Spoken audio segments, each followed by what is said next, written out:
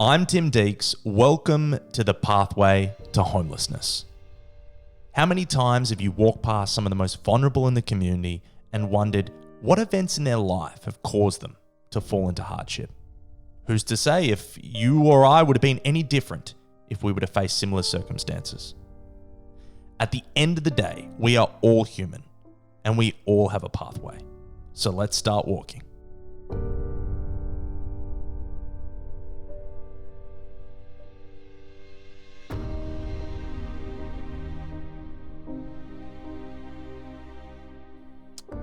It's lovely to meet you. You too. So starting from the very beginning, what's your name? My name's Luke. Luke. Pleased to meet you all. Luke, where did you grow up? I grew up in the country, actually. I grew up in Gippsland. Things went wrong. My dad was murdered when I was 13. We won't go into that too much, but I went into church care, from the state care, but into church. Call themselves men with a cloth, yeah, right. So I've got litigation going against the state and the church for, we won't even go into that. I understand. Do you have brothers and sisters? Yeah, I have a sister that lives in Faulkner. She's turned Muslim. She married an Iranian man. I have to say my grandparents weren't too happy about that. But if that's what makes her happy, I wasn't too happy about that, let's be honest. But if that's what makes her happy in her heart and soul, I'm down for it. Yeah. When was the last time you spoke to her? A few months ago now. She's got two little ones. She's got an older daughter that she had when she was 14 to a Kuri. I was already institutionalized. That was fucked by then. So I was in jail when she had her baby to the Kuri bloke. To my surprise, he ended up working in Centrelink as a Kuri liaison officer, and he's done really well with his life. So that's off to him. They're not together, obviously. She's with this Iranian bloke. And the only advice I can give her about that is don't take the kids out, don't go overseas and visit. Because the kids won't come back. Yeah. And that's not being racist, that's being real. You go to Iran where men have dominance like anything, and I'm just speaking real. There's no racism, there's no religious purgatory, not purgatory, religious bagging or anything like that. But let's be real. She goes to Iran with her children with him. She may come back, but the kids won't. And that's on film. And if there's Muslims in the class, don't take it to heart. But you know I'm right, especially Iran, when it comes to the kids. You know, how many rescue teams have had to be sent in? Anyway, we're going off track. I was going to say, I want to know about your life. Luke. Yeah. So, Luke, tell me, what kind of student were you at school? Well, I was taken by the state at 13 after my dad was executed in the driveway in one of these so-called wars. Not the last one, the one before. He was executed in the driveway. He was a big speed dealer, affiliated with certain people, and a comeback. What was that experience like when you were institutionalized? It's hard at the start, like church. In church care is different to state care. Like church care, you garden yourself. Like same as state care, but I mean you garden they're predators, the priests, and I'm not talking out of there. I'm being real. The priests and the monks especially, they're sadistic. So once I moved from there, I kept escaping, running away, and they moved me to state care. Once I got to state care, it was like gladiator school. It was like I used to have long hair all the way around and stuff. I had to cut that off because that was getting used against me. It was hard, not seeing your family all the time. They had me till I was 18. My family fell to pieces after my dad was murdered. Like, my family just shattered. Family unit just shattered. How did it affect you? And obviously growing up without a father. I felt like I had to be the man of the house. So I was like I'm the firstborn of the firstborn, but I wasn't there, so I couldn't be the man of the house. So I had to be the man for myself. And for every day fighting, every day, in the early days, just to get left alone, not to get a name for myself, and I'm just fighting to just leave me alone. And finally, they knew leave me alone. And they left me alone, and then I started getting revenge. Yeah. What did you, when you were growing up, what did you want to be? Goodness. I looked up to, when I was growing up, I looked up to the wrong sort of people. When I was growing up, a lot of people look up to police officers, firemen, this, that. I looked up to armed robbers. I looked up to, not really murderers, but I looked up to people that made money. Like, hard to explain, man. And that didn't come into my thought process or my, once you become institutionalized, you've got the criminal thought process, Yeah. and then you've got the institutional sort of rules and the way it goes, and that was everything I was sort of against when I was young. I'd never been in trouble before, so I'd never. But I played soccer as a kid. That's what I wanted to do. I wanted to play. What position did you play? Left wing, left-footed. Yep, number 11. And I played indoor as well. So I put my whole heart and soul into soccer. Once that was snatched away from me, it really ate at me because I put everything into that. My sister, who's 5 years younger than me, she went. I've got a sister in here, and I've got a brother and sister in Queensland that are from my dad's side. Yep. They're going grouse. They want me to go up there, which is on the cards. My brother's he's worked on the fishing boats for long enough. He's got his own little vessel now. So he wants me to go out. I don't know about going out into deep sea, mate. I don't know about them swells and, they're like bloody houses coming over here and shit. But, if he can do it, I can do it. But I've nerve damage in my leg. It's been there for a year.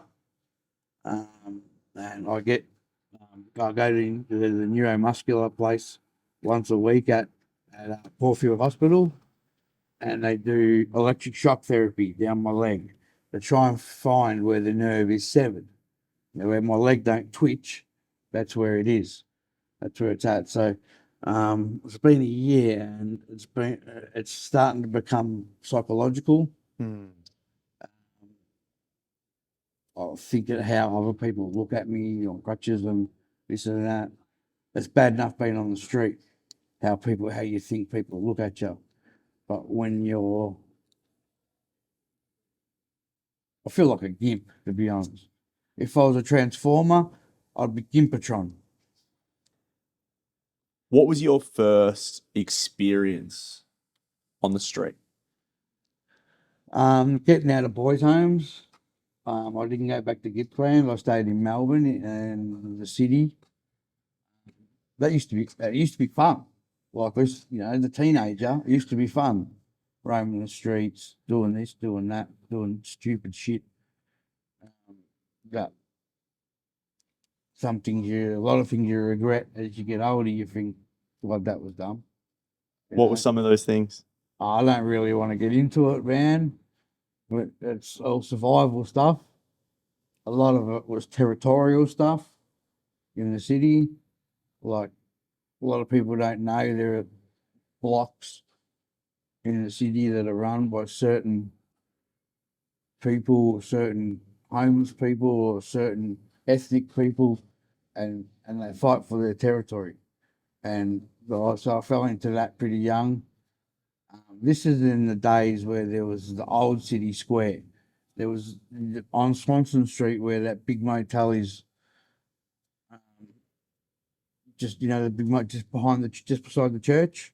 Well, there used to be a big city square there, and there was no motel there. That the city square went all the way back, and they used to have a fountain, and that fountain was run obviously by a machine, and the machine went under rocks. We used to call them the hot rocks because they were warm. You could sleep on top of them. And that was always, there was a lot of punks and skinheads in the city at that time. And that was always that's the place we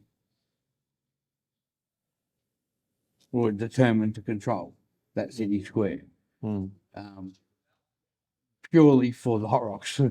When did it stop being fun, as you described it? Yeah, man. Stopped real early, real young, man.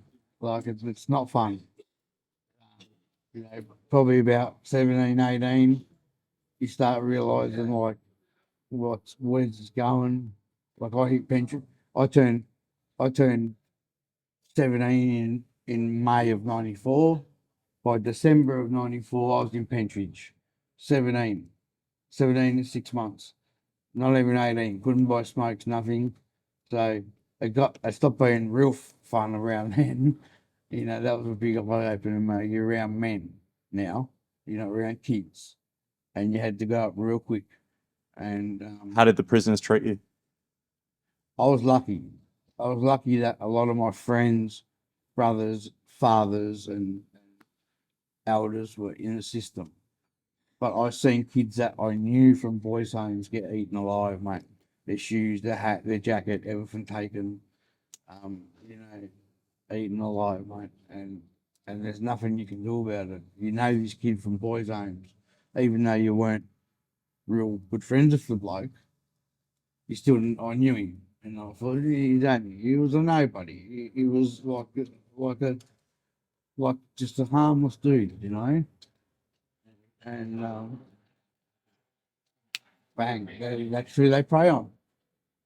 They prey on, they pick their mark, mate.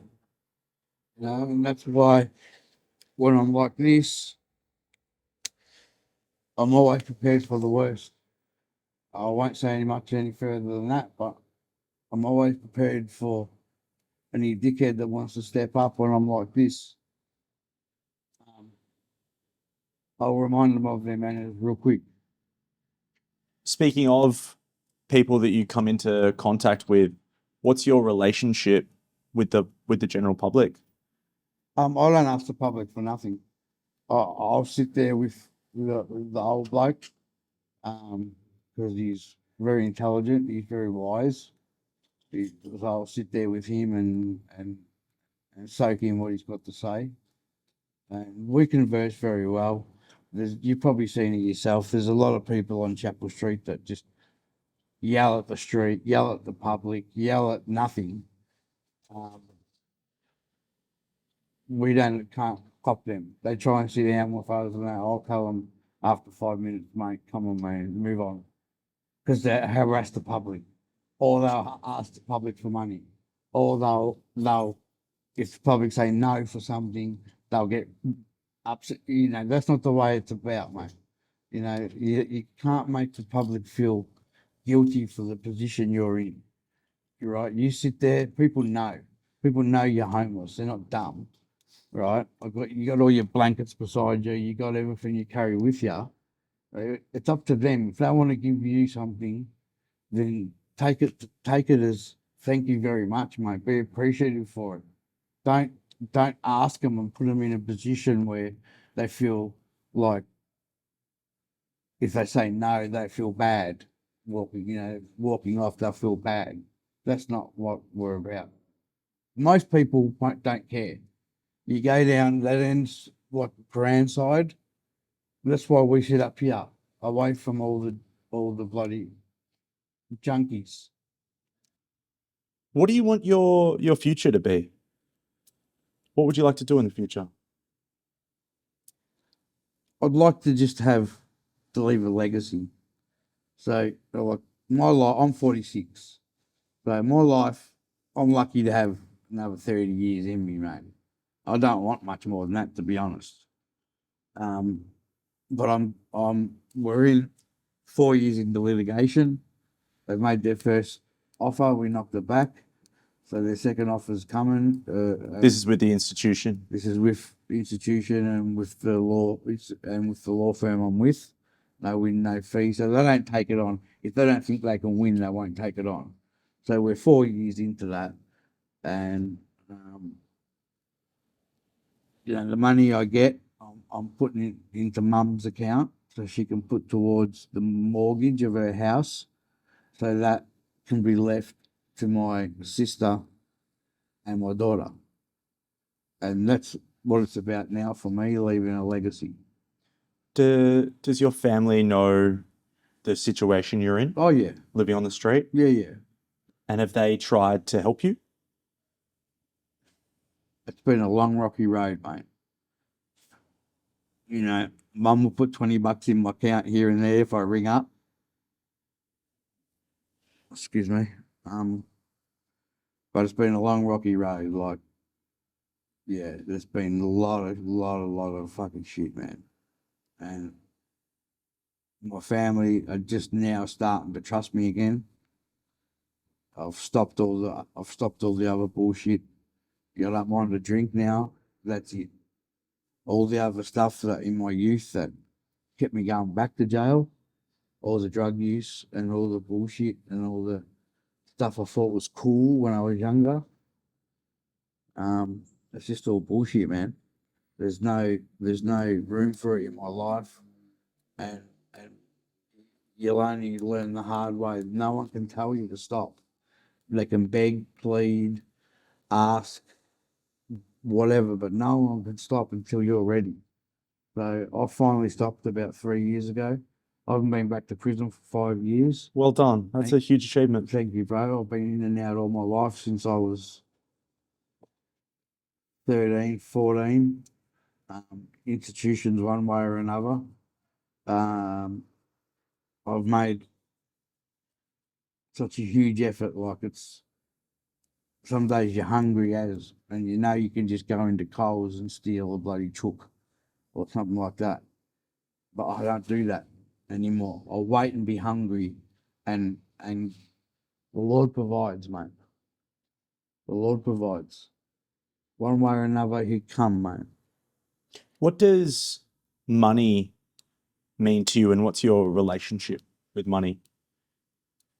That's a good question. Money is everything, sorta, to be honest. At the moment. Well, mate. Thank you. At the moment, money, like, look, I don't care if someone wants to give me $10, $20, God bless them. Someone brings me a dim sim, God bless them.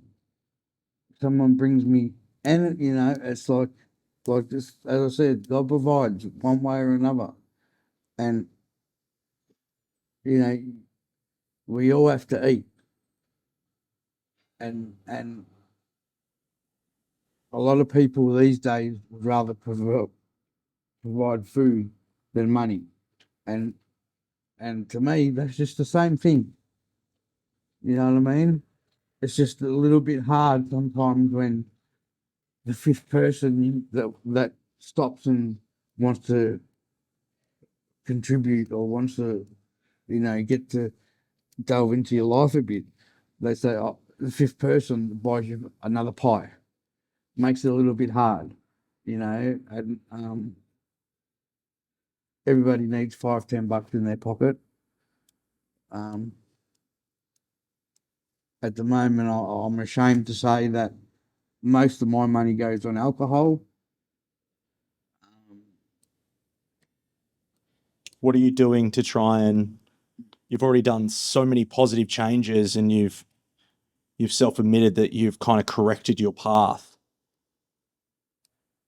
How do you think that you can stop the drink? That's the $1 million question. I don't drink till I get absolutely blind drunk.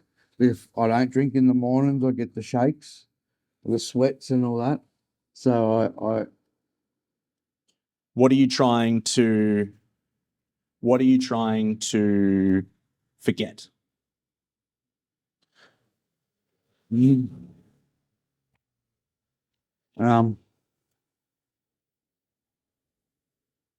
much, man. Too much.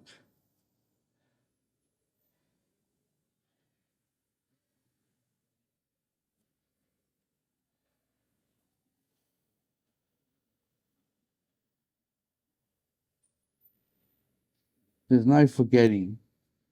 It's just a escapism.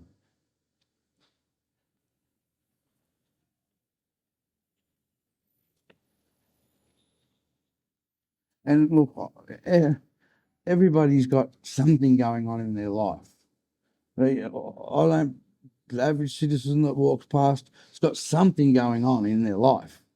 It's got some bullshit happening. So, all these people that say you got to spend all this bullshit. To me, they don't see the bigger picture where everybody's got something happening. Everybody, doesn't matter, you, him, her, everybody's got some bullshit happening in their life. Whether it be fucking massive or small, it's happening.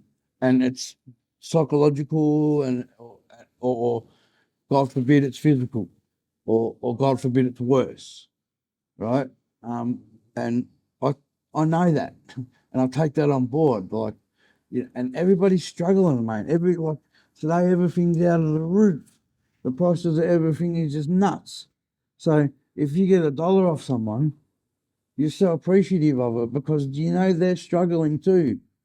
That's a good heart. That's a kind soul, and that's why I make it a point not to ask people because it puts them in a position where if they say no, they feel bad when they're walking off, and that's not what it's about, man. It's about You want to make them happy? No, well, not make them happy, just not make them feel bad. I just don't want to put negative shit out, man. That's what I got. What my life is my life. That's my life, and that's how I made it. Other people that are kicking on and doing well, they got no obligation to me at all whatsoever. And I don't expect nothing from no one. But if someone comes and offers, it's there's a lot of good people out there, man. There's a lot of good people out there. But let me tell you something, bro. There's a lot of wankers too. You know what? I'll tell you something and I'll say it on Kerry. Wayne Kerry. You know Wayne Kerry? I've seen him twice come down here and both times he dropped a pineapple on me. Said nothing to Wayne, fucking champion. You know what I mean? Yadded all over Sumich and that. Just talking footy and boom, he'll stop, open his wallet, that thick of 50s, and just go here, bang, and drop a pineapple on you. Now, to me, he doesn't have to do that, mate. He could just go on you, mate, thank you, and keep walking, But stops, gives you the time of day, goes, here, bloke, make sure you get something to eat. Luke, thank you so much for telling your story. I really appreciate it. Mate, that's a smidgen of the story. I've just kept it superficial because it is what it is, man.